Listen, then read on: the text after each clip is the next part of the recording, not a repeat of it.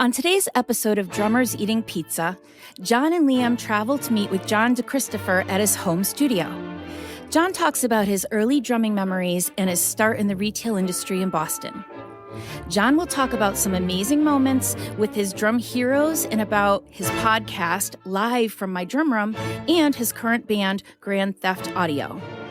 Please remember to like, share, and subscribe to Drummers Eating Pizza and John's Live from My Drum Room.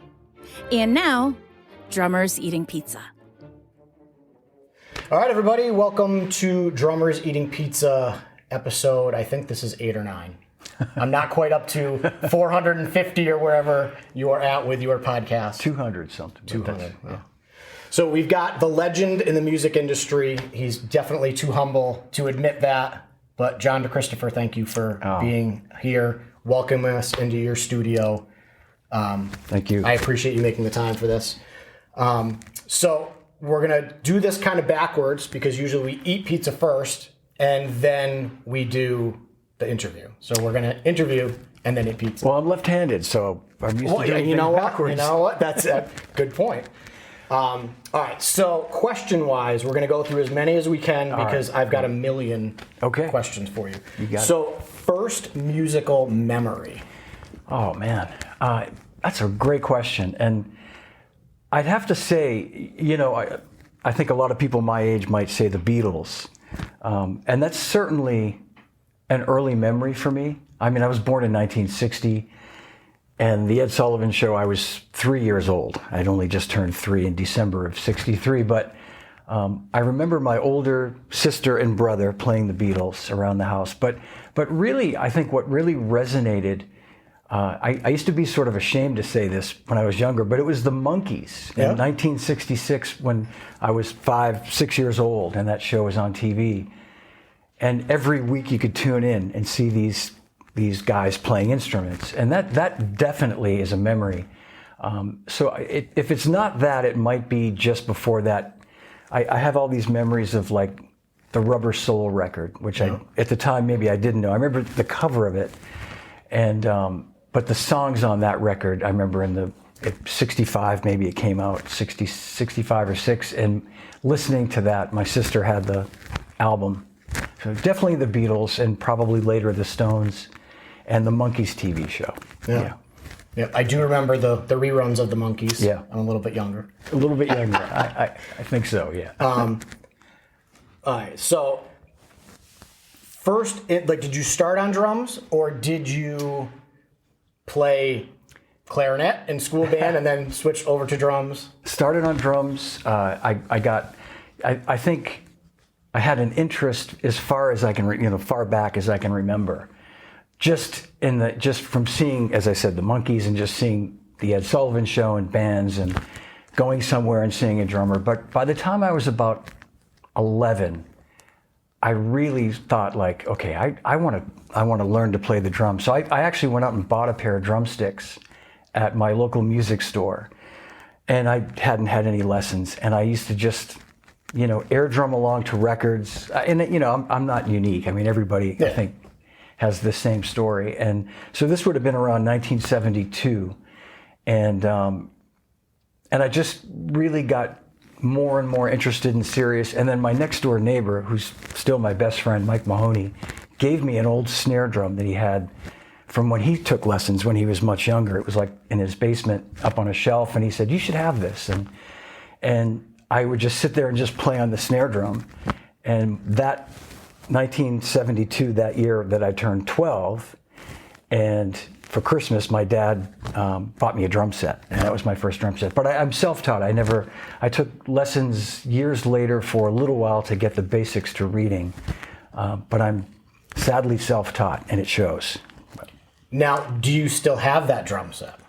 I don't, but I did a few years ago. I sold that drum set. My dad bought me a beautiful set of Gretsch drums in 1974.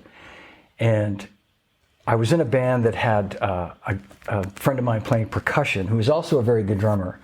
And he needed a drum set. So I pretty much gifted him the drum set, I think a few bucks. And I didn't think I'd ever need them or want to see them again. They were from the Sears catalog. And, and I felt like I'd outgrown those drums. And but I will say this, John. So about 4 years ago, I tracked down almost an exact replica of that set, and I have them in the other room. I bought them, so it's not the exact set that my dad got me, but it's as close as you could get. As close as you can get. Same vintage Sears. And it turns out they're made by Star, which is Tama drums, but they were making all those Japanese drum sets back then. So yeah. My first kit was a Noble and Cooley kids kit. But I think it was the same thing. I think it was out of the Sears catalog. Yeah. I remember getting it for my birthday. It was birthday or Christmas, and my cousins came over, and they were a couple years older than me, and it was, the heads were probably super thin plastic or maybe even just paper, and within like 10 minutes the whole kit was blown up, and that was pretty much the end of that drum set. And then I did violin in 3rd grade. Wow. And I just remember the teacher saying, "Oh, Mrs. Longstreet, I think her name was, is coming in, and she's going to do violin. She's going to show you these violins. You can take music classes." And immediately I was like, I want to do that. I didn't want to play violin, but I knew I want to make music. Yeah. And then I did saxophone in 4th grade because my friend down the street played saxophone, and he learned to play like The Heat Is On. And I was like, that's awesome. I need to learn how to play that. And then I remember 5th grade, the first day of band. And I didn't know it was band. They must have made an announcement. I think I was sick the day before. They said, everybody tomorrow at 11 a.m. report to the auditorium for band. So I think it was fifth grade band or 5th and 6th grade band. And we sat right in front of the drummers, and they were all warming up. Yeah. And the band instructor, because, John Adams, says, you're a saxophone player, but I don't see you have your instrument. I was like, yeah, I didn't know that we had band today, but I'm a drummer now. And he's like, what do you mean you're a drummer? He goes, we have 11 drummers. I go, I know. Yeah. But I said, I'm going to be a drummer. He's like, well, your parents have to sign this sheet, and you're going to have to take lessons. I go, listen, I'll sign the sheet. I'll be back tomorrow with the sheet. And that was what I did. I went home. That's awesome. And my parents said, we're not buying you a drum set for at least a year, because this is the 3rd year on the 3rd instrument. So I got my Remo practice pad and 2B drumsticks, because that's what they wanted, and whatever the elementary book one. And how old is this son? This was 11. 11, okay. Because that would have been... Good age for it, yeah. Yes. That's 11. When it sticks. Yes, and then at 12, I got my first drum set. Yeah. Which was a Remo, the pre-tuned ones. Oh, yeah. So they just had the clips on them. Yeah. But it was great, because I didn't have to worry about it until they started rattling, and then my dad would get me a new head, or you could buy the new clips. Right. Oh, that's great. Yeah. But it's funny, because you'll find some people that start on other instruments, and then somehow they gravitate towards the drums. Right. Or you get people that are like, oh, no, that's from day one. Mm-hmm. That's what I knew I wanted to do. So how about a light bulb moment of, this is what I want to do? Because I think when we're all younger, I'm sure you didn't say, oh, I want to work in a music store, and eventually end up working for a Zildjian cymbal company. We all think we're going to be on that big stage like Ringo and everyone else. Did you have a light bulb moment of seeing a band or a drummer where you're like, yes, I want to do this? Yeah, I probably did. I will say that I started playing when I was 11, say, and really seriously 12th birthday, which was a week before Christmas. I got my drum set. And then a year later, I was in a band with some guys about my age, a little bit younger. And we played our first gig in June of 1974 I was in the 8th grade at the time, but we played at my old elementary school where grades 1 through 6. And we did 2 concerts for the school. And if there was ever a light bulb moment, it was probably that was playing in front of, like a full auditorium of grades 1 through 3, and then 4 through 6 was the second show. And, it was, you can imagine what it was like. These kids were screaming, and, it was just incredible. And I thought, this is what I want to do. I was old enough at that point, 13, almost 14, to where, like, I appreciated what it was. Like that if I keep doing this, and maybe with this band or another band, I really want to, I knew that I had to keep practicing and become an even better drummer. And not that I was any good then, but I thought I was. But yeah, so I started to really take it seriously, and I joined another band a year later, which is coming up on 50 years, like this year. Are you guys doing a reunion? I think so. We're talking about it. Yeah, a couple of the guys live out of state, and a couple of the guys are local still. And I played in this band from 1975 to 1983, with a few personnel changes, but myself and the bass player were the constant throughout, the core throughout. And but I joined that band, and they were much better than my other band, and it was a real professional. Like, we had a PA system, we had a bass player, which we didn't have in my other band. We were called Trigger. And we played all the high school dances in the area. We played in my hometown, Melrose. We played in Stoneham, where the other guys were from, and all over the North Shore. And we were popular. And it was like, yeah, this is what I want to do, you know. But so to go back to your original question, the light bulb moment was probably I had seen I'd been to concerts. I remember going and seeing Aerosmith in 1975 at the old Boston Garden in April, and then 2 months later I saw the Rolling Stones for the first time. Charlie was my biggest influence, my hero, and my friend, and that was less of a light bulb and more of a, like, I can't believe I'm actually here right now. Yeah. Like, you know, I was sitting there with my friends going, like, he's right there. Where was this? Where was the concert? At the Boston Garden, at the old Garden. Yep. And, you know, we were sitting up above, and I'm looking down, and I'm just, like, watching him play his Black Gretsch set, and I'm going, like, and I told him the story years later, and he got such a kick out of it. And he's like, I said, you know, the first time we met, you probably don't remember, was at the Boston Garden in 1975. And he looked at me like, I said, yeah, I was like 14. I was up in the second balcony. I waved to you. Yeah, he's going, oh, you know. You know, he felt almost for a second, he's like, what, we met then? Like, what? But anyway, so there were definitely some light bulb moments along the way, but I think feeling that exhilaration that you feel when you're on a gig and people are digging it and you're digging it, there's nothing like it. No, there's not. You're trying to explain it to, you can explain it to an athlete that's in the big game, and they take that final shot and they make it, and it's like, wow, this is, you know, when you talk about, like, somebody in the Super Bowl, you know, Tom Brady throwing that pass, and he's like, I've dreamt of this moment for years, you know, 1,000 times in my backyard throwing to my dad or whoever. Like, I've dreamt of this moment. They can kind of get it, but I think the average person that doesn't, maybe the birth of a kid where it's like, oh, life-changing, where it's like, okay, things are now different. But yeah, there's no adrenaline rush or feeling of people clapping and coming up and saying, that was awesome. Yeah. My light bulb moment, and it's funny, it's related to Charlie, was the Blushing Brides. They went to Riverside in Agawam, which is now Six Flags. Yeah. And I was probably either 8th grade or freshman in high school. And I'd never really seen a concert, like maybe some of the school stuff, if they brought artists in to do a jazz thing or something. But we were on the outside of the racetrack, and they're right in the middle, and they started with Jumpin' Jack Flash. And I just remember the drums coming in, and I looked at my buddy who lived down the street that played guitar, and I go, that's what I want to do. I go, that's it. You know, I did sports, and I think we all dream, if you play sports, I'm going to play second base for the Red Sox, I'm going to play point guard for the Celtics. But in your head, you're like, that's probably not going to happen. But I remember thinking, like, I can do that. And I just remember, you know, the big speakers, and that was the first time I'd ever seen a big concert. Yeah. So it's funny how, like, I guess Charlie kind of did, you know, the Rolling Stones did become my light bulb moment of, like, this is what I want to do. Yeah. And then doing sports in high school, I got cut from the basketball team. I did lacrosse freshman year, and I played about a month, and I was like, this is too much running. Yeah. This is not what I want to do. Like, I can play drums in my house and then go and play, and people are going to clap for me. I'm like, I suck at lacrosse. I got cut from basketball. So I think I'm going to go the music route. Yeah. And then that's when I, like, narrowed in and said, okay, I've got to get serious about taking lessons.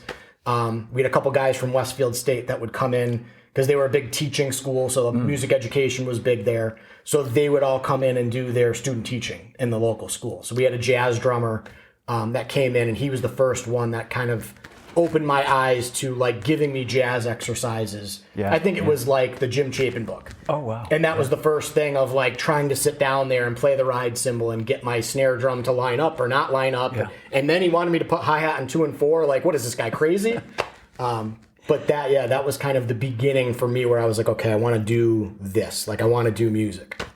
That's great. So how did you get into, what was the beginnings of the music industry? That was, I won't say it was by accident, but it was definitely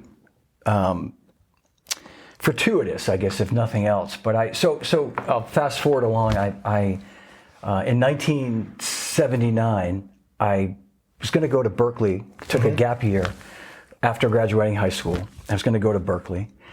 And I ended up getting a job at this music store in Boston called EU Wurlitzer.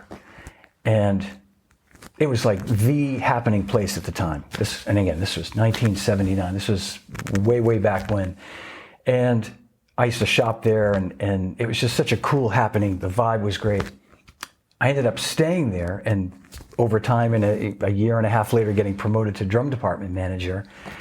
And during that, I sort of decided to forego going to Berkeley, and I thought, well, I could always do that later or go to college later, but I'm going to keep pursuing this. My band was still playing a lot, and I was kind of just making a living playing in a band and working at this cool music store. And then I got bitten by the bug of, like, maybe LA is where I need to be to really sort of up my game. Boston's great, but it's a much smaller music scene than Los Angeles, especially in 1985. So moved out to LA. But in between that time, I had made friends with the person that was running Simmons Drums in the USA. And this was in 1982. A man named Glyn Thomas had come to Wurlitzer to do a clinic to demonstrate these new SDS-5 electronic drums that were the rage. You could hear them on Duran Duran records, and they were really starting to happen. They'd been in England, like on records and things before that, but they were starting to happen in the States. So Glenn came in, and we bought this SDS-5. And part of the deal was he would come in and demonstrate it.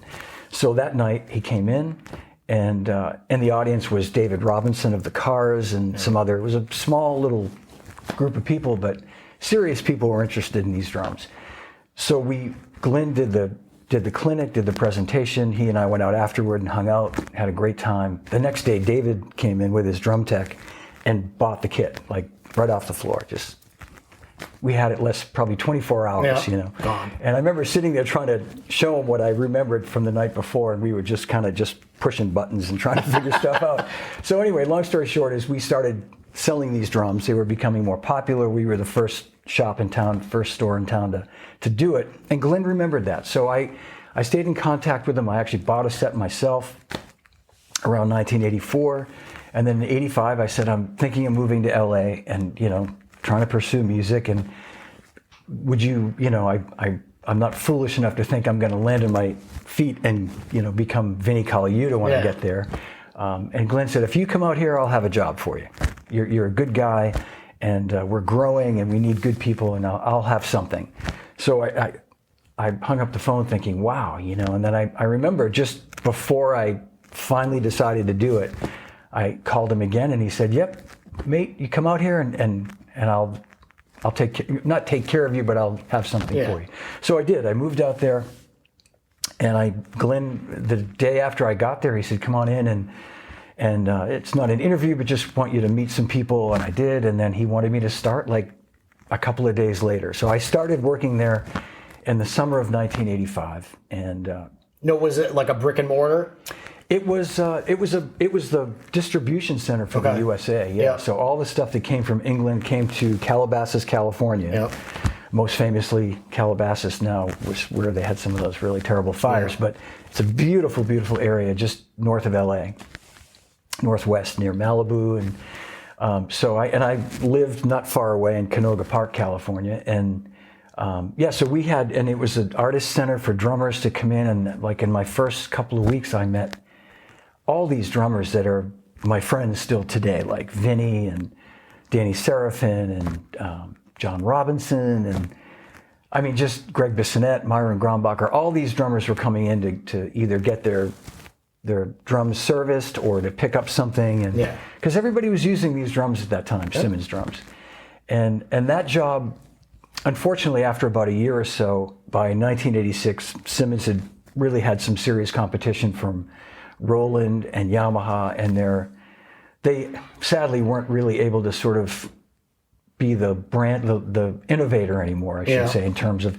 mostly the pad design. The other companies had sort of evolved into a more comfortable playing pad, and that was more desirable. And their sounds the Yamaha and Roland sounds were good. And so long story short is I moved on from Simmons. I got a call from Don Lombardi from Drum Workshop in 1986, and he got my number from someone and said, we're looking to introduce DW drums and really be, really serious about making drums. At that time, DW was known as a pedal company, as you probably know, and hardware. And they had been making some drums, but really Don wanted to be poised as like the next American drum company. Yeah. And you might be too young to remember this, John, but at that time, in the mid-'80s, you really had Yamaha and Tama and Pearl drums really dominating the scene. It was Gretsch was just barely hanging on. Ludwig was just barely hanging on. Rogers was gone. Slingerland was gone. All those American companies were gone. So Don felt this was an opportunity, and turns out he was right. So I went to work for Don in the fall of '86, and we had the official launch of DW drums in January '87 at the NAMM show. And that was a great opportunity, and I consider that to be, I learned so much from both Glyn Thomas at Simmons and from Don Lombardi, and two mentors that are still great friends to this day. And my son was born in the spring of 1987 out in Los Angeles, and after a couple of years out there with him just as a baby, we just felt like we needed to move back east. So I did that at the end of 1988, early 1989, and I'm really giving you the fast forward version because this is a long and somewhat boring story, but the NAMM show of 1989, January of '89, I was back in LA for that show, and the people at Zildjian contacted me or approached me there to come in for an interview for a position they had. And so I went through a couple of the interview process, a couple of interviews, and in the spring of 1989, I took the job at Zildjian. So now, what was that job going in? Was it what it evolved to be, or was it just? Yeah, it was. It was it was that job, but it evolved to a greater capacity. So I was hired initially I started in May of 1989, and my job was Artist Relations Manager East Coast and Promotions Manager. And we had a West Coast, they still have a West Coast office, and my counterpart, Mike Morris, was on the West Coast, and Mike was an old friend who I knew from living out there. He had worked at Guitar Center in Hollywood, and I used to go in there when I worked for Simmons, and I'd do demos, and then one day he called and said, "Hey, I'm the West Coast Zildjian guy now. If you need anything, let me know." And I said, "Oh, good for you, man. That's great. They got a good guy, And then, I don't know, it was a few years later, I'm on the East Coast, basically doing the same job. And so I started at that position, and then shortly after I was hired, Zildjian had just bought a drumstick factory in Alabama, where we were making our own sticks, and I was given the responsibility of product management and also artist relations for marketing and everything for drumsticks. So that all of a sudden became a bigger job for me. And then within a couple of years, I was promoted to director of artist relations, where the whole, everybody was reporting into me. We had an office in London and the West Coast office, and that became a bigger job. At the same time, shortly after, we hired a separate person to do drumsticks because it was just too much. The drumsticks were growing. But during the time I was involved with drumsticks, I designed several unique, good models that sold well, and that was a nice thing to do, to be able to sort of help the business grow and sign some artists. So long ago now to think about this, but and then eventually I was promoted to vice president of artist relations. Early 2000s. Now, which stick models did you kind of come up with, or say, let's try this? So that, I don't know if I think there's still a few of these still around. But the first 3 models that I absolutely came up with the design for were the 6A, which was a sort of the Dennis Chambers stick was based from the 6A. So, and it was thinner than a 5A, had a round bead. It was the first Zildjian stick that had a round bead. The Z4A, which was a acorn-shaped bead, it was about a 5A diameter, but it had a very sort of elongated neck to where it almost felt a little bit top-heavy. And there were some artists that wanted a stick that had a little bit more throw to it. So that was designed, and many artists gravitated to it right away. Like I'd talk to somebody on the phone and say, I wish if you guys made a stick that felt like this. And even if it wasn't exactly, it was enough feel-wise for them to go, okay, I could make this work, you know.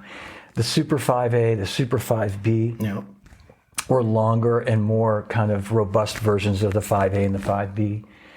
And then a lot of the artist sticks. The Tony Williams signature stick was the first one that we did with an artist, and I worked with Tony in designing that based on a Gretsch 2B stick that he was using.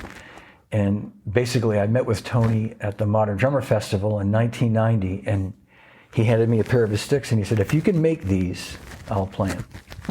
And we did, and he became our first signature stick artist. And then from there, it really kind of got the attention of people like Vinny and Dennis and, you know, some artists that then came on board to play the sticks. Yeah, I still have a couple pairs of the Vinny Caliutas. Yeah, me too. I definitely use the Dennis Chambers. Yeah. I did try when Vinny went to Vader. I tried those, and I don't know that I liked them as much as the Zildjian ones. Wow, that's good. Yeah. I feel like they were a little bit longer. I always felt like the Vinnies were slightly shorter than, and maybe because being like short, I always felt sometimes that I needed to reach a little bit more. Yep. But I still, like, during lessons, I've got 2 kits, and I'll like, depending on which student comes in, they've got one kit or the other. Most of them like to go over to the Noble and Cooley kit because it's mic'd up and it looks cooler. Why not? Yeah. So I've got a bucket of sticks on the other one, and I'm always like, I can see the Vinny Caliuta signature. I'm like, oh, these match. These are good. Yeah. I think his stick the Zildjian version might have been 15 and 7/8 or 15. I could be just, the standard length is 16 inches, and I think his could be just a hair. I feel just it was shorter. just a little bit shorter for his design. You know, Vinny and Colin Schofield and I traveled to the factory. I remember in 1992 to work on that stick, to right there with the stick, you know, factory folks, to just tweak modify the prototypes and everything. So, but yeah. I'm pretty sure Vinny could use whatever. You could give him chopsticks. He would Doesn't still blow the rest of us away. That's right. He still amazes me when I watch stuff. And it's funny talking about when you went out to LA, watching an interview that he did talking about he was living in his car with his drums. Yeah. You know, before the Frank Zappa stuff. So if you're a young drummer and you really want to make it, you might have to live in your car with your drums, right. But keep going. But being Vinny gives you a serious advantage in that situation, though. Yeah. I mean, I was not Vinny Caliuta. Yeah. And I'll just say, just a funny thing that since you mentioned that, John, I did go out there, and I did answer a couple of ads that were where people were looking for drummers, and it was just kind of a funny thing. They had the Recycler magazine and LA Weekly, I think, were where you'd find bands looking for musicians.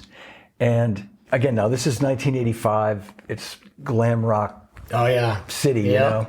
And the ads would read like, such and such band seeking drummer, must be over 6 feet tall, blonde hair, and play double kicks. Yeah. And I had a double pedal at the time. I thought, well, I 1 out of 3, I can bluff it on a double pedal, but I sure ain't 6 feet tall, and I'm sure not blonde. But that was, image was so key. And I realized, and I remember Glyn Thomas sort of sitting me down at one point and saying, with this English accent, you're a good guy and you're a hard worker and you could do well in this business.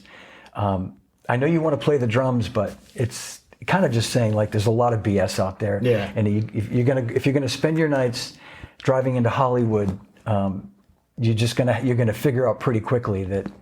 And he was right. And I just sort of put my head down, and Glyn moved me into a sales job after that. When I started there, I was doing like a bunch of different things. I was working in artist relations and sort of tech support and booking clinics with drummers. And he said, I can, you'll make more money doing this in the sales job, and this is really what you should be doing. And I credit him for really sort of like, I was 24, 25 years old, and he just sort of focused me on, and I'm glad I did. Yeah. So this actually leads right into my next question. Oh, good.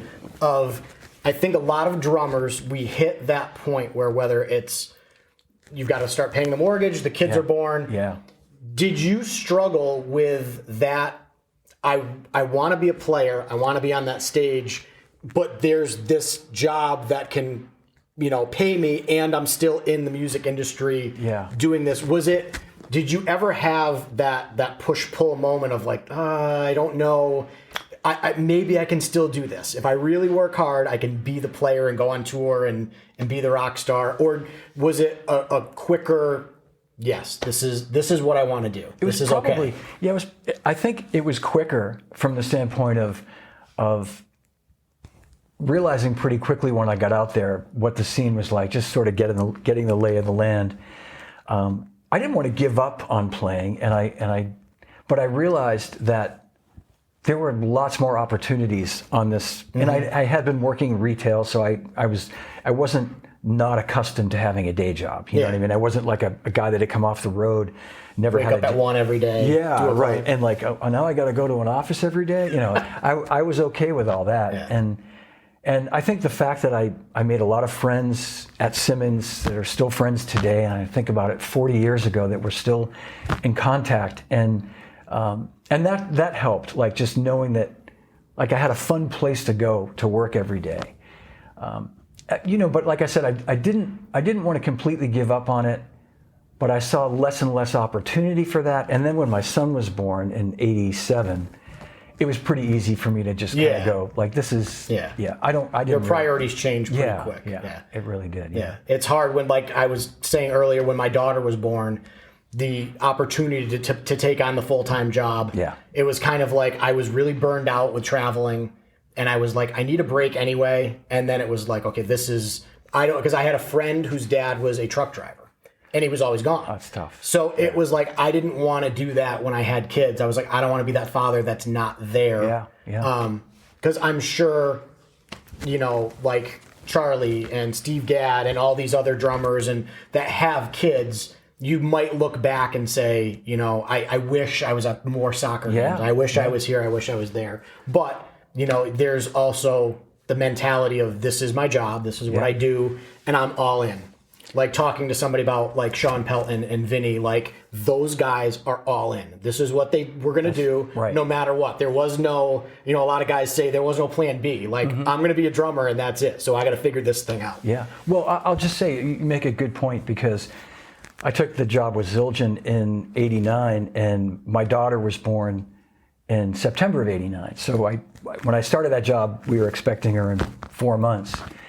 And that job, it took me everywhere, and I traveled a lot. And so you make an excellent point, because I swear, even at this point, I've been out of the business now for 12 years. I still, when I go to my grandkids' soccer games and basketball games, I get a little sad because I missed a lot of my own kids. And I really, and both my kids are like, they're now, 37, 35, and they sort of go, Dad, go, give it a rest. Yeah. You were there. Don't worry about it. But we're gonna sell all your drums when you go and get them. Exactly. We're gonna go on vacation anyway. Yeah. I say to my son, Johnny, I just picked up another I picked up a Craviotto set. Your collection's growing. And he'll say, Dad, don't talk like that. But no. But I was just gonna say that it is. I don't know if it's a regret. I mean, it's like you said, it's part of the job. In my case. In order for me to do the best job that I could at the time, and what that job entailed, it involved me going on the road sometimes for 2-3 weeks on a clinic tour, or going to Frankfurt for a trade show for 10 days, or the NAMM show, or anywhere, and just out to the West Coast office every couple of months. I'd be out there for a few days. So I was always going somewhere, and that was the job. But as I reflect on it, I think like I do wish I could have been home for more things, but I can't change that. So you're going to be there for the grandkids. Absolutely. Yes, absolutely. Yep, absolutely. So I guess this is a good question with when you got into, maybe this is, in the industry, especially I guess working in the Boston, that was the first one, right? Yeah, at Wurlitzer, yeah. Did you find, and I'm sure you've got a million stories, but I always ask people during the interview, is there what surreal moments where maybe you were in there and somebody came in and they're like, hey, John, this person wants to talk to you. And you're like, that's Joey Kramer. Yeah. Or, somebody from the Boston area, or somebody on tour walking, and what were the first kind of pinch me moments of holy cow, that's so-and-so that just walked in, needs drum heads. Yeah, that's a great question, because at that time, all the pros from the area, from Boston, would come in there. And the Cars, I mentioned David Robinson, had a studio right across the street called Synchro Sound that they had bought and taken over and refurbished, or whatever, they renovated and recorded a lot of their stuff there. So they were in there all the time. David probably the least amount, but Elliot Easton, fabulous guitar player. I love him. He would be in all the time, and friendly, approachable guy, really nice guy. And David came in a few times, and I was a big fan of the Cars. And he was, a little more probably reserved, and I'd try not to fawn all over him, but no, it was a fun time, because I met Joey Kramer for the first time when he came in there one day with his tech, who I knew better because he would be in more often. Yeah. And he brought Joey in, and he said, Joey, this is John. He's the guy that runs the drum department. How you doing, man?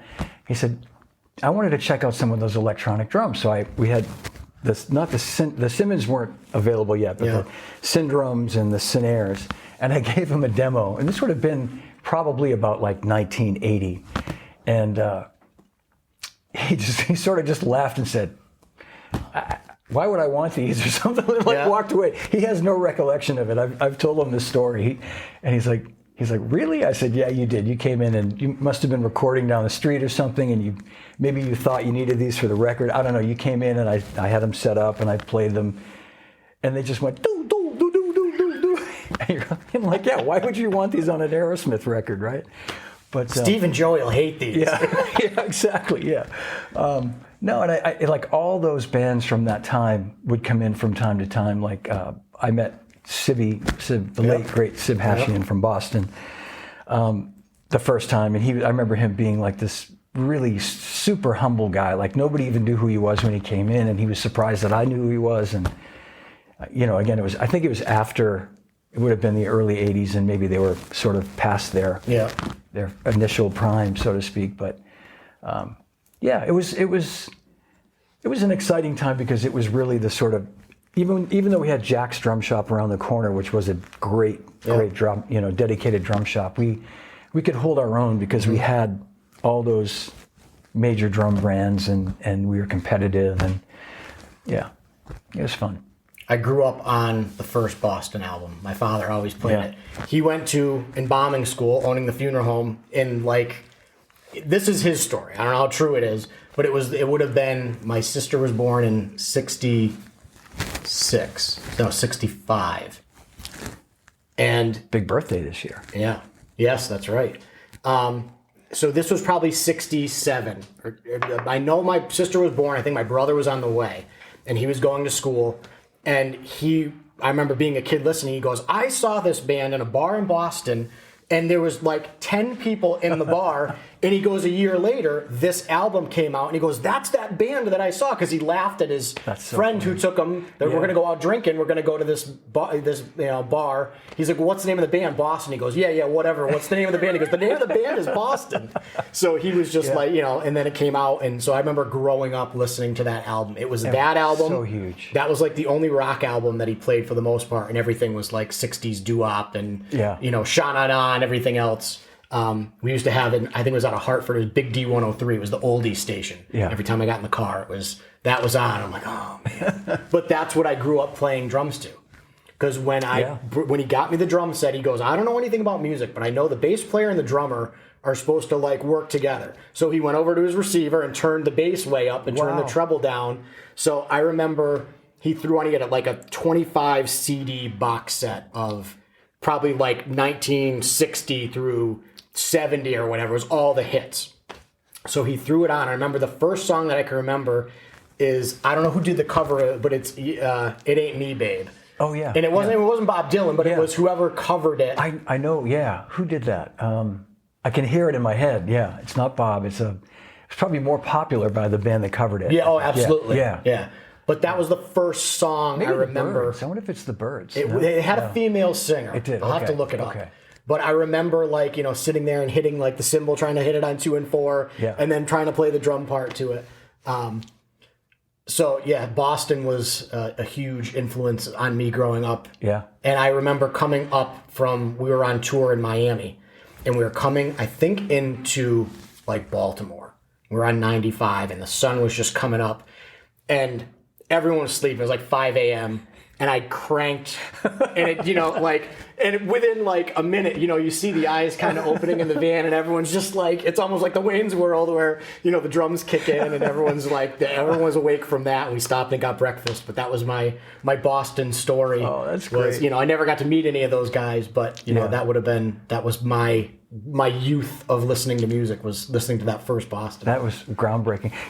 Another quick, you made me think of this too, Wurlitzer story, and we talked about Vic Firth earlier, but I first met Vic when I was working there, and I tell this story all the time, and I've told it many times, but he would come so we would order at that time he only made one type of drumsticks, which were the maple American custom models. Mm-hmm. And they were like mallets, and they were like snare drum, like the SD1 General, and a small sampling of sticks, mallets, and some other things.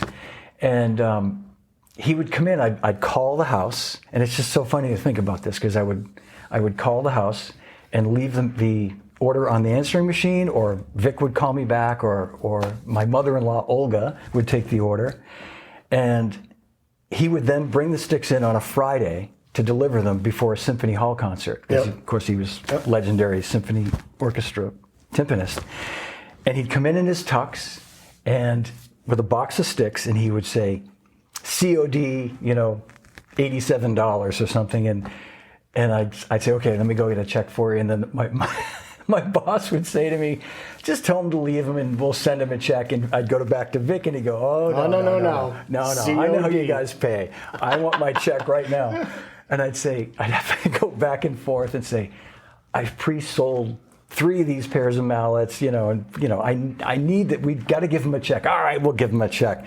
And he would leave but it was just a funny thing. Sometimes he would just double park out front, and I think he drove a Jaguar or something at the time, and with the lights flashing, and he was just so cool back then. And that was obviously our relationship evolved over time, but it was cool to sort of meet him. And then I will say this, I vividly remember it being 1981.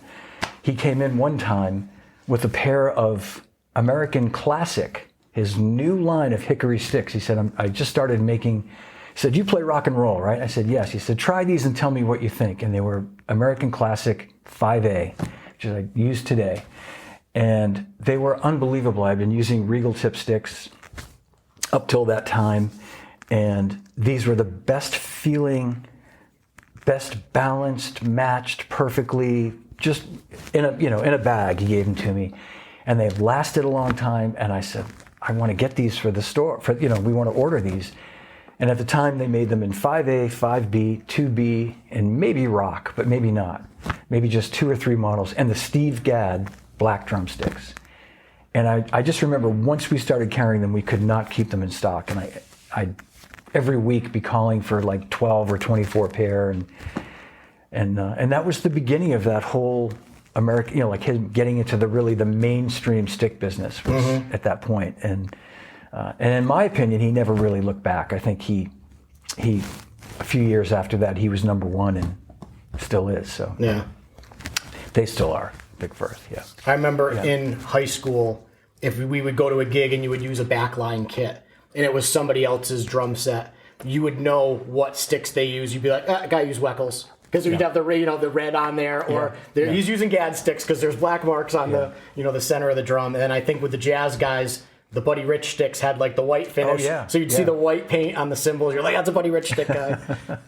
So it's funny that you said the black Steve Gadd, because I remember getting those and hitting the drums. That's right. Yeah. And then I remember being like, wow, I need to aim better, because like the floor tom wouldn't be in the center. You couldn't avoid it though. Yeah, you couldn't avoid it. Yeah. Any other surreal moment? And again, I'm sure you've got a million of them. Surreal moments, like maybe like a Charlie. Since Charlie Watts is the guy. What was it? The first time you met Charlie, or was there something where you were like pinching yourself, being like, "I'm here with Charlie Watts doing this"? The first surreal moment with Charlie was, again, I'll try to condense the story, but I remember this would have been in early 1997. I had a couple of close calls. In '89, when Living Colour was opening for the Stones, I had just started at Zildjian. Will Calhoun and I had become very good friends, still a good friend today, and invited me to the show in Foxborough at the stadium there. And he said, I told Charlie, he had become friendly with Charlie on the tour, and he said, I told Charlie you were coming and he'd like to meet you. I said, oh, that'd be great. Well, I'd love to meet Charlie, And I kind of knew he didn't play anything exclusively. He played a mix of things. But I just thought it'd be cool. And at that point, I was sort of, it's hard to explain it, but, not indifferent, but I thought like, well, if I don't get to meet him, it's okay. But it'd be fun to meet him just because he was such a big hero of mine or something. And then it just didn't end up happening. The Stones were always in their own little sort of bubble, and you had to really be able to get at them. And I think Will said something like, they kind of do their own thing before. I said, it's okay, don't worry about it, maybe some other time. And then I think a few years later, when Lenny Kravitz was playing, Cindy Blackman again sort of said, like, if he comes out, I'll see if he can say hello, but don't worry about it, Cindy. Anyway, long story short, early 1997, they're recording at Ocean Way in LA, and Kenny Aronoff calls me one morning and said, oh man, I just recorded with the Stones last night. I played percussion. It was unbelievable. I had a great time. And Keltner, he was telling, and Kenny's so exuberant and excited and jumping through the phone. So and it was just really just a Kenny just calling just to say hi and just to share his excitement. And I've told this story, and I said I think he probably didn't go to bed because it was probably 6 o'clock in the morning on the West Coast or 7 in the morning. He had probably just got home, and so I called Ocean Way and asked for Chooch McGee, who I knew was Charlie's tech. And he wasn't there, but I left a message. And I said, I just want to leave a message. Could you ask him to call me? I work for Zildjian. They said, okay, we'll give him the message. Chooch, being Chooch, called me later that day. Hi, it's Chooch McGee. I said, Chooch, hey, he said, oh, hey, man, yeah, how you doing? I said, Chooch, we have these cymbals that we found a couple of years ago. They're A. Zildjian cymbals made in the 40s. Completely, new old stock, never played. We found them in a vault, basically. I gave Ringo a set in 1995, and before we lock these away, I'd love to gift a set to Charlie, if you could. And he said he would love that, but can you do me a favor? Can you just write all this in a letter and send it to me so I can just let Charlie read it? And so I wrote this letter, and I either faxed it or I FedExed it, I forget, but I sent it, and then the next day or the day after, I went on a clinic tour with Dennis Chambers for like 2 weeks. And in the course of that trip, I was checking my voicemail, and there was a message from Charlie Watts in my voicemail. He got my letter, and he would love to try the cymbals. And that was the surreal moment in my long-winded way. Yeah. That first message. And then a few months later, I met him for the first time. I was invited to see them in New Jersey.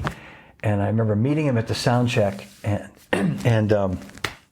Chooch said he wants to thank you for the cymbals, and if you'd like to come to the show. And they were playing in Boston a couple of days later, but I went to New Jersey, and I thought, I'm going to just meet him, and that's going to be it. Yeah. And maybe I won't even. Maybe it'll get to the 11th hour, and it just won't happen. But that's okay. But I ended up meeting him. We chatted for a while, and then I saw him again later. And he said to me, "You live in Boston, right?" And I said, "Yes." And he said, "Are you coming to the Boston show?" And I said, "I'm actually coming to both shows." And he said, "Then I'll see you there." And I thought, "Okay, all right. So maybe I'm going to see him again, you know." And I said, "Charlie, the night before your first show, and on Sunday night, there's a jazz drummer named Brian Blade playing at the Regatta Bar in Cambridge in Harvard Square." What year was that? It's 97. It's Joshua Redman Trio. Okay, I saw, because I'm thinking I went and saw Brian Blade. It would have been it was probably 90. It was when he did the Fellowship, so it must have been after that. A little after that, yeah. This is Josh's band with Christian McBride playing bass, and Brian. And I said, "It's really great tenor player, you know, Joshua Redman and Brian." And he'd sort of heard of them, and he said, "Yeah, let me get back to you on that." So Chooch had my home number. He called me. I must have been like Saturday morning, because the show was a Sunday night. I remember this, and the show was sold out. Yeah. And Chooch said, "Charlie and I would like to come if that's still possible." And I said, "Absolutely, I'll make it work." I called the manager of the club, and he said, "I'll make it work." No problem. Yeah. So, and I said, "Can we avoid him coming in?" He said, "Yeah, we'll figure it out." So I met them down at the front. We came in through some back way, had a table right in front of Brian, and I'm sitting there with Charlie and Chooch, and we're watching Brian. And I told Brian that Charlie was coming, and he was excited.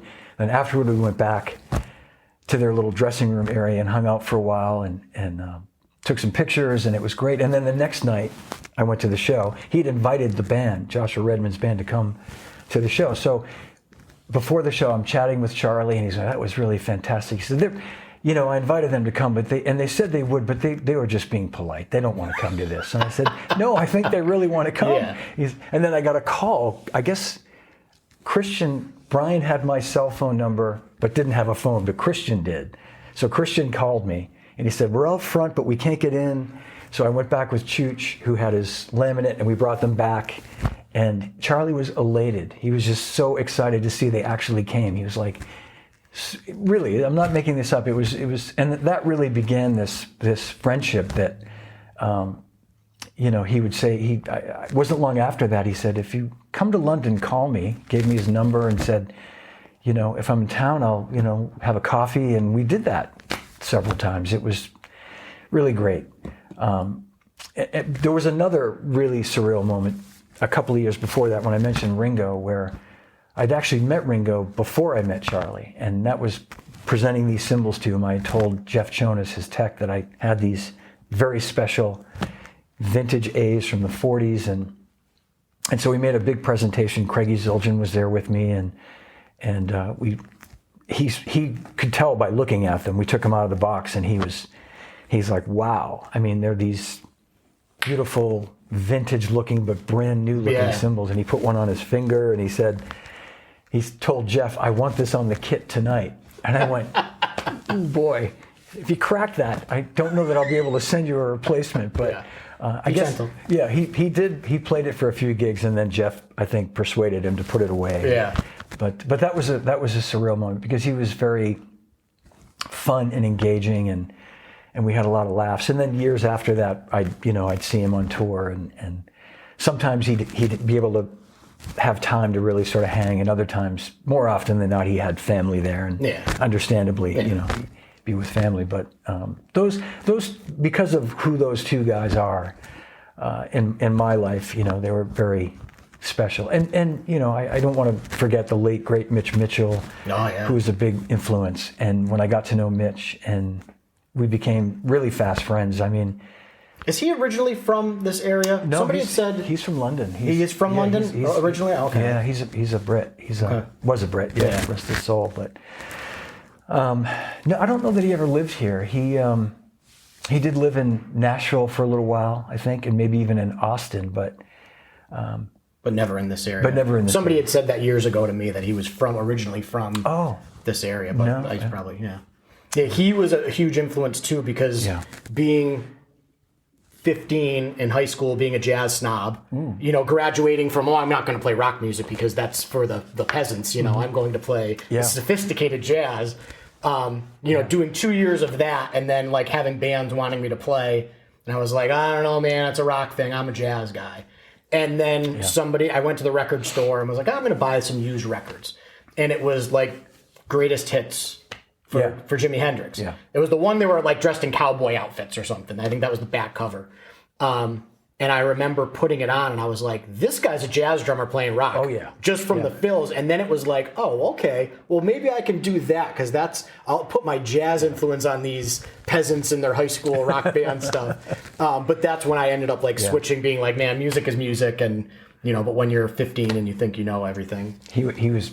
Elvin was a huge influence, and Tony Williams, you know, like just, you can hear it, like you say. As a young drummer, I didn't really understand it until I really listened to these other guys, and I went, okay, now and Mitch, all those great rock drummers would always credit where they got it. They'd always say, you know, Terry Bozzio at every opportunity will say, I just stole from Tony Williams, or I got that from Tony Williams. And until you listen to Tony, you go, oh, okay. I see. And Vinny too. Vinny would always, you know, like Tony was the man, you know, and that's why it's important for young drummers to really listen to the guys that came before our heroes, because more often than not, you're hearing it from the source when you go to whoever influenced Vinny or Terry or Mitch. But the other funny thing is, when I was working for Simmons, I remember going to see the Monkees in 1986. It was their 20th anniversary. They had this big tour, very successful, sold-out concert tour. And it was a reunion of the three guys without Mike Nesmith. But as part of my job with Simmons, Mickey was playing out front a couple of Simmons pads. Yep. And I got a call from, I guess, his tech saying that a couple of the pads had gone down. They were playing out in Costa Mesa, which is out a couple of hours toward Orange County. Could I come to the show and bring some replacement stuff? So I go out there and I bring the stuff, and he said, do you want to meet Mickey? I said, I'd love to meet Mickey. So Mickey comes out, and he was so funny. I'm introduced to him, and he said, you know, all I'm doing is just playing these things, and they're breaking. And he said, he put his hand on my shoulder. He said, they sure don't make them like they used to. And it just stuck with me. You know, it's just a funny, you know, like little anecdote of like him going like, you know, they sure don't make them like they used to. Yeah. You know, I just pictured him like on that 20 years earlier on that show with some of the little goofy things they do. But that was a fun moment. So talking about influences of things before, this is a good segue into your show, Live from My Drum Room.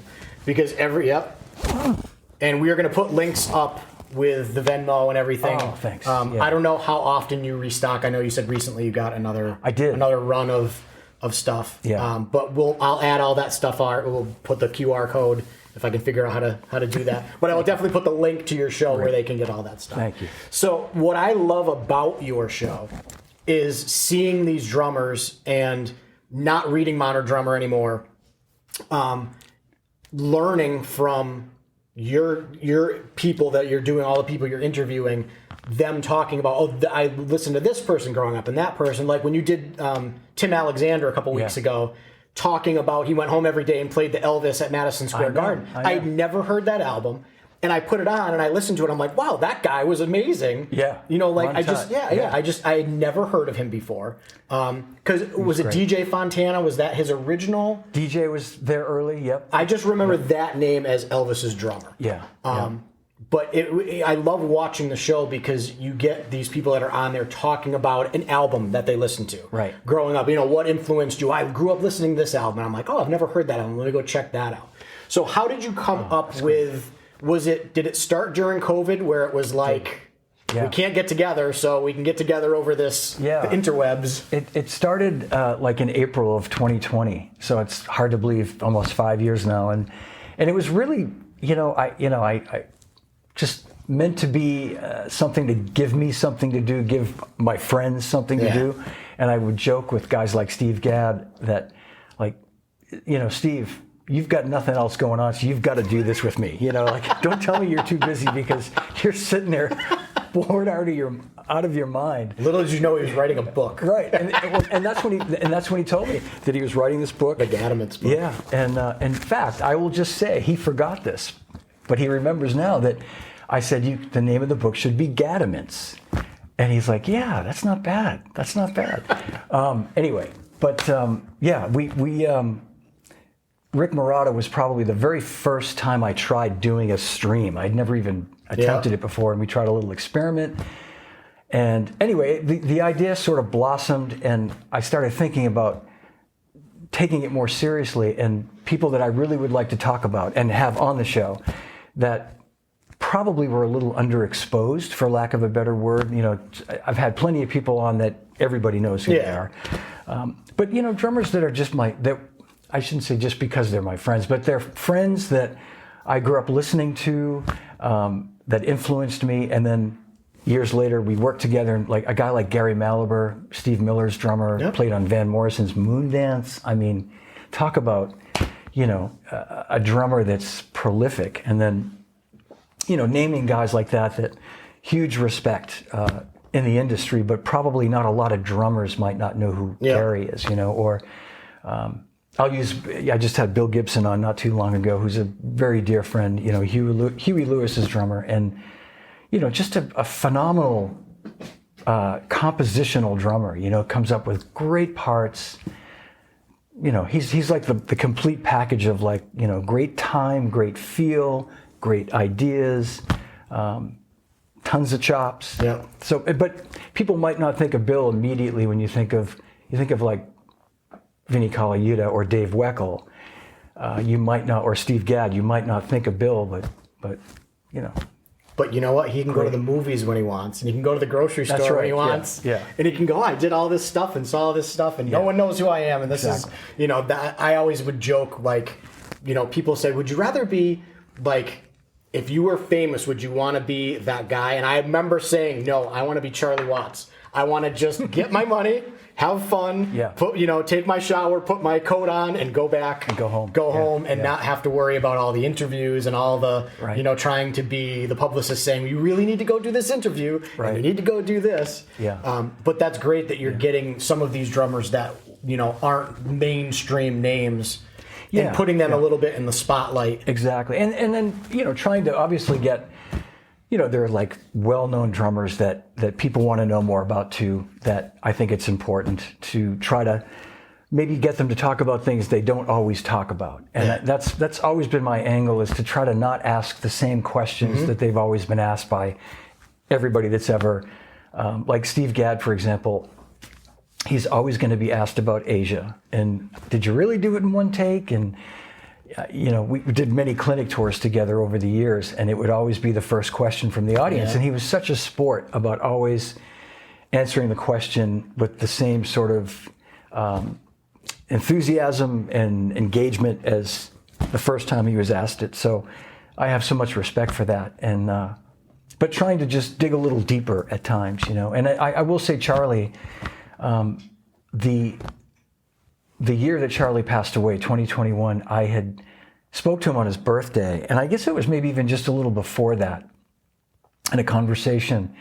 And I told him that I was doing this podcast, and I think I might have even mentioned it during, like even before that, during COVID. But I said, you know, I do these podcasts, and I have these drummers, and I mentioned drummers that I knew he knew, like Steve and Steve Smith. And I said, you know, it'd be great maybe if you're on the road this year, we could do something. And he said, well, you know, John, I don't do those things. You know, I don't. And I went, well, I know. I said, and then he went, but maybe, you know, and I don't have a computer, but maybe, I don't know, maybe I could figure out a way to do it with, and he said the girls, and I think he either meant his granddaughter or his daughter. And I know his tech, Don McCauley, is a very good friend. And Don and I had this little idea that maybe on an off day, Don could go to his room with his, you know, he could make it happen easily. And slide Charlie in front. Yeah. There you go. And so I had this sort of pipe dream of, you know, really that would be the ultimate, would have been to have Charlie on there, but I know because I all the times that we would hang out together, I'd try to slip in a little question about something, and I know it would always like jog his. He'd be like, "Oh, I don't remember." It's like, "Do you remember when you played that? Did you play that part?" He's like, "I don't know. I have no in typical Charlie fashion. Yeah. Were you using a Ludwig snare or a Gretsch snare on that? I don't remember. So it's like, okay, I won't bother you anymore. But he, it's. I enjoy doing it because I feel like I'm documenting important people that people need to know about, and it seems to resonate with people. The idea of somebody who's a friend of these guys having a more personal, intimate conversation. And there's plenty of people out there that do it. I mean, look at Rick Beato. I mean, the people that do an amazing job, and they don't have to know who the person is, and they do a great job. So it's not just that, but I feel like it's a little. When you know somebody, you can push some buttons that other people can't push. And I can have some fun at times, and I can call Rick Maraca, And you guys had an episode, and I can't remember what it was. I think he was. Does he have a place on the Vineyard too? Yes. I think he was on the Vineyard, and you had there was 5 or 6 people in there, and I was at lunch, and my boss was like, "What are you laughing at in there?" He was just whatever jokes he was cracking. He was killing me. I was like, he is the best. He just kept like jumping in, and he would I can't remember what episode that was, but I was laughing like while I'm eating lunch, and my boss walked by, and he's like, "What are you laughing at?" And I go, "It's this drum thing. You wouldn't understand." So who have you not? I mean, clearly Charlie passing. Who on your show are you still trying to like get on?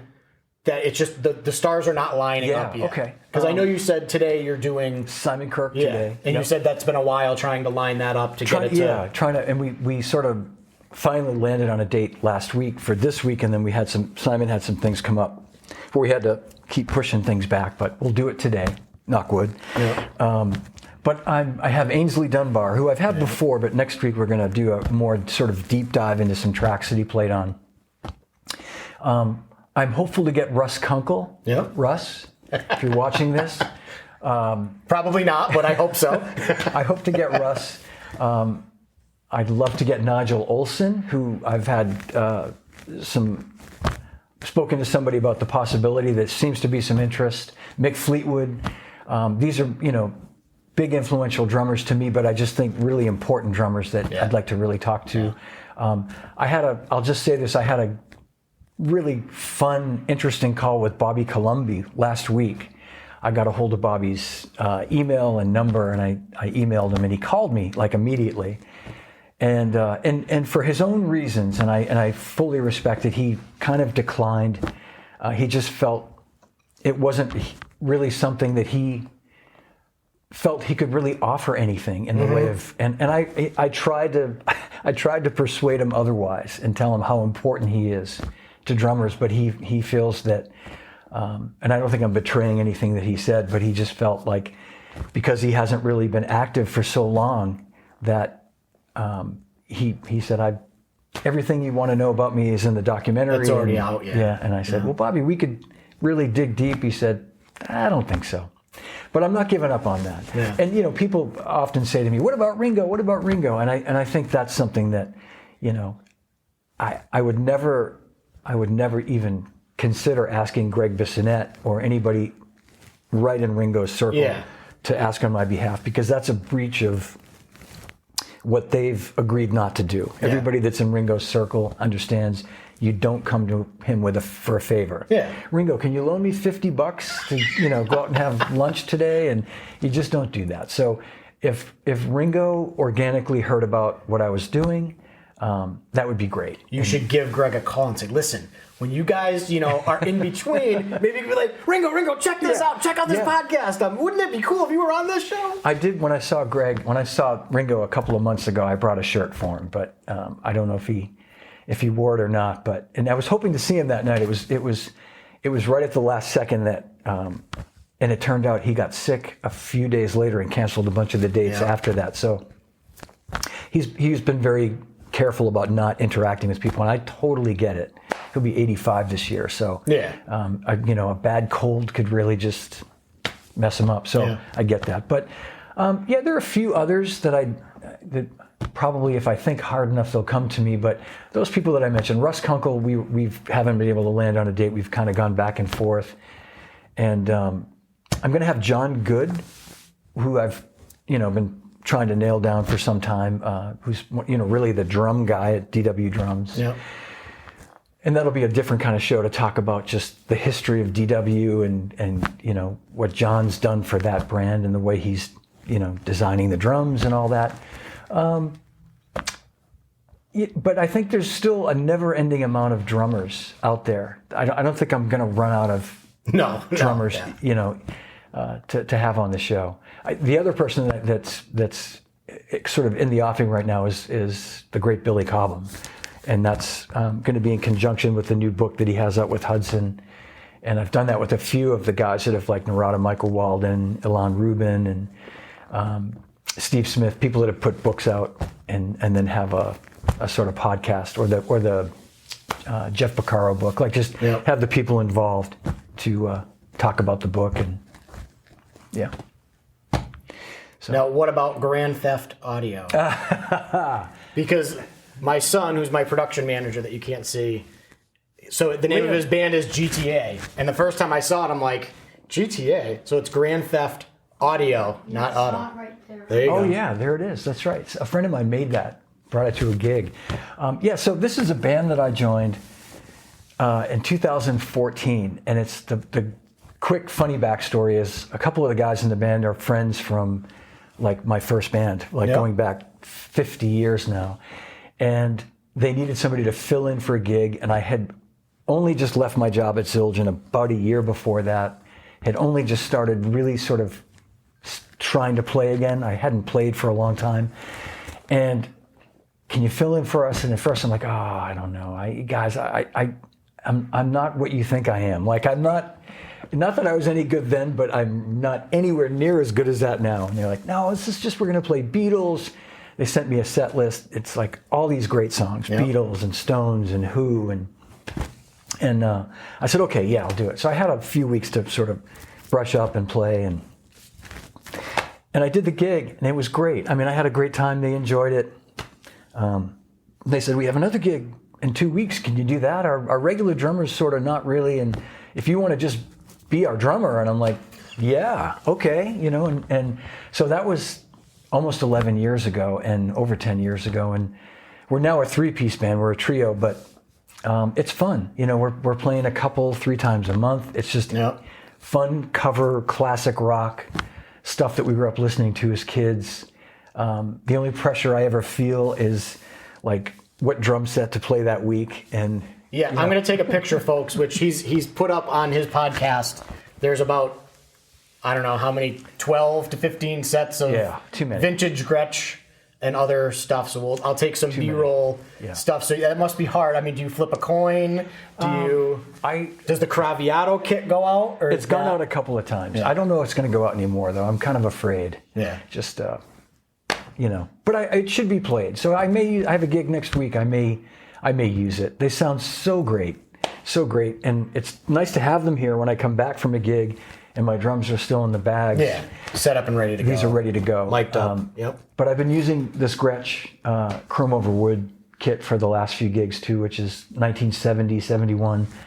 Sounds great. And I've got the Heyman kit out right now, which I know we can't see, but this will be in the backdrop for Simon Kirke, who was a big Heyman guy in the early 70s.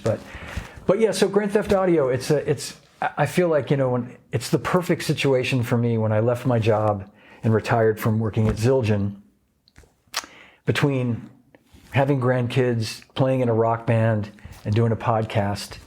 It's busier than I ever want to be, and I wake up in the morning and, a busy day for me. And I'm not bragging, but it's like sometimes I'll wake up going, oh shoot, I've got a show today and I've got to change the heads of my drums, or it's going to be a busy day for me. And get to a soccer game.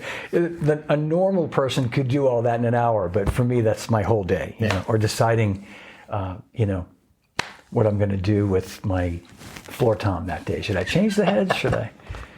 I don't know. Now you're singing with the band as well? Yeah, all three of us, we all split the vocals equally. So on any given night, we'll each sing about a dozen songs. And we just, this past week, had a rehearsal and learned a couple more songs. And we, it's kind of cool because we were playing a lot of leftover songs from when we were a four-piece, and we sort of just divided up the vocals. The person that left the band, Neil, who's now in a band with his wife, was kind of our lead singer, and we all sang 3 or 4 songs each a night. So then we all, most of the songs were old songs that we just, one of us took over vocals on, but now we're doing about 7 or 8 new songs with us, you know, sharing the vocals, so it's fun. Yeah, I just started singing recently, like right before COVID. My wife now was like, we're gonna do a duo, and it was COVID, and she's like, well, why don't you start playing guitar more? So I'm like, I don't know, if I can actually play guitar out and sing. So I did a couple, she would do 3 songs, I'd do 1. But now I'm a lot more comfortable singing because I used to, great. in the original band that I played in, the one that we did like the touring stuff, I would come up with demos and the guys would laugh because I'd put them on. It was me singing the demo. They're like, dude, that's the word. Like, thank God you're not like trying to be a singer. So I was always told, don't sing. But she was the one that was like, you can do this. It's an instrument. You have to think of it as an instrument and, practice it. And it's going to be bad and it's going to get better. But luckily, I don't sing that many songs when I'm playing drums, but I do the Levon anytime we do a band stuff. Good for so you. It's nice because when you watch great. the old Levon clips and he's like explaining how he sings, and it's actually easier because you leave the room in there. So it's always nice to meet another singing drummer. Yeah. I've a couple other singing drummer friends, Stan Lynch and Simon Kirk. But Stan has commented on that. Stan used to do a lot of the high harmonies for Tom Petty.